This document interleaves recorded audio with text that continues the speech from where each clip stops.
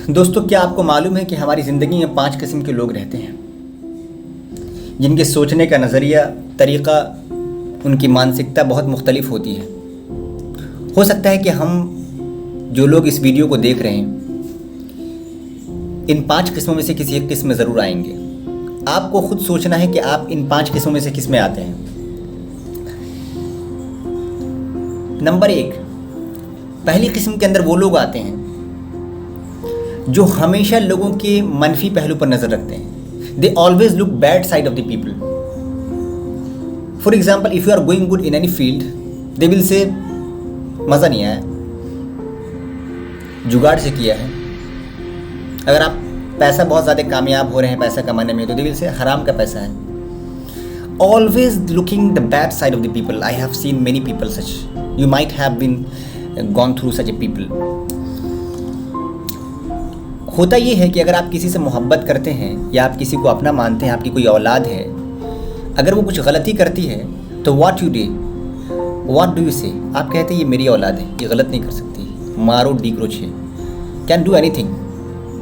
But जब किसी इंसान से आपको नफ़रत होती है, चाहे वो कितना भी अच्छा काम कर ले, what ever he does, if he touches the sky you will not feel good.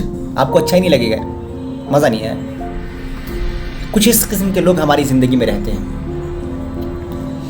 दूसरी किस्म के वो लोग हैं जो इंसान की ज़िंदगी के अच्छे पहलू को भी देखते हैं और बुरे पहलू को भी देखते हैं। They always see good and bad but they conveniently ignore the good one. वो जानबूझकर अच्छी चीज़ों को नज़रअंदाज कर देते हैं। कैसे?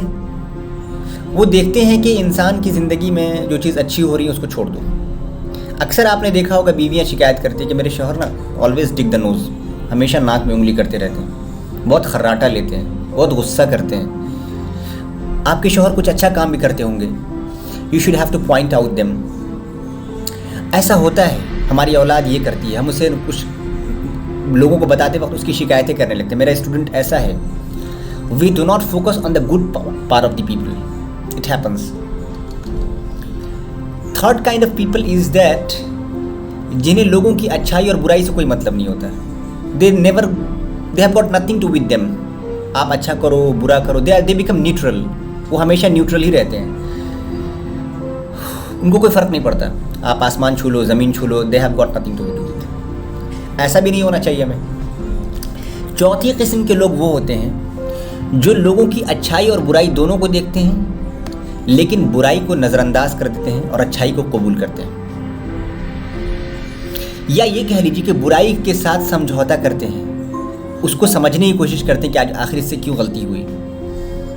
अगर हमें अपनी ज़िंदगी के अंदर कामयाब होना है, we should be at 4th level. हमें अपनी ज़िंदगी में चौथे स्तंभ पे होना ज़रूरी है। हम लोगों के अंदर बुराइयों को देखें ज़रूर, लेकिन उसे नज़रअंदाज करें, क्योंकि लोगों को उसकी खामियों के साथ, उसकी कमियों के साथ ही कबूल करना ही दरअसल इंसानियत है।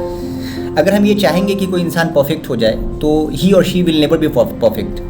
आपकी औलाद कभी परफेक्ट नहीं हो सकती, आपके माँ बाप कभी परफेक्ट नहीं हो सकते, क्योंकि इंसान कभी परफेक्ट हो ही नहीं सकता। इसीलिए कमियों को नज़रअंदाज करते हुए हमेशा हमें ये सोचना चाहिए कि this person is blessing for me, और जो चीज़ अगर गलती हुई है तो उसके साथ डील किया जाए और जानबूझकर बुराइयों को नज़रअंदाज किया जाए।